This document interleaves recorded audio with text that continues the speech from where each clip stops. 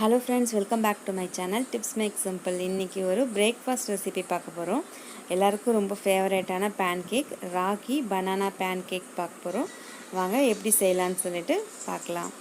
2 வாழைப்பழம், ராகி 1 கப்பு, 1 ஏலக்காய், 2 வாழைப்பழம் போட்டிருக்கேன் 1 கப்புக்கு, உப்பு, அப்புறம் வெல்லம், அவ்வளோதான் இதுக்கு. அப்புறம் ஒரு அரை டம்ளர் பால் அரைக்கிறதுக்கு. இது எல்லாத்தையுமே மிக்சியில் ஆட் பண்ணிடுறேன். மிக்சியில் ஆட் பண்ணி அரைக்கும் போதும் இந்த கட்டி தட்டாமல் அந்த மாதிரி இருக்குது. அதனால் மிக்சியில் ஆட் பண்ணி அரைச்சிக்கோங்க. உப்பு கொஞ்சம் ஆட் பண்ணிங்கன்னா டேஸ்ட் நல்லாயிருக்கும். அதனால் வெல்லம் 1 டேபிள் ஸ்பூன் அளவுக்கு தான் நான் ஆட் பண்ணுறேன். வாழைப்பழம் இருக்கிறதுனால அந்த சுகர் கரெக்டாக இருக்குது. அப்புறம் இது எல்லாத்தையும் அரைச்சிட்டு நம்ம இதை அப்படியே ஒரு 1 ஹவருக்கு விட்டுடுறோம். ஏன்னா நம்ம இதில் எந்த சோடா உப்பு அந்த மாதிரி எதுவுமே ஆட் பண்ணல. அதனால் ஒரு 1 ஹவர் அப்படியே விட்டுருங்க. அது நல்லா ஊறி ரெடி ஆகிடும். அதுக்கப்புறமா நம்ம அதை ஊற்றி எடுத்துக்கலாம்.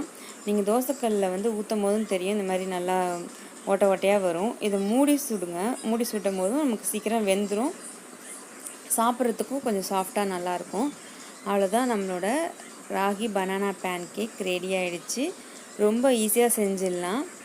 இது கூட ஒரு டேபிள் ஸ்பூன் தேன் ஆட் பண்ணி நான் சர்வ் பண்ணுறேன். நீங்களும் அது மாதிரி தேன் ஆட் பண்ணி சாப்பிட்டு பாருங்கள், ரொம்ப டேஸ்ட்டாக இருக்கும். அது வெறுமனே சாப்பிட்லாம். இப்படி தேன் ஆட் பண்ணி சாப்பிடும்போதும் அது டேஸ்ட்டு கொஞ்சம் நல்லாவே இருக்குது. செஞ்சு பார்த்துட்டு கமெண்ட் பாக்ஸில் கமெண்ட் பண்ணுங்கள். வேறு ஒரு வீடியோவில் பார்க்குற வரைக்கும் பாய்.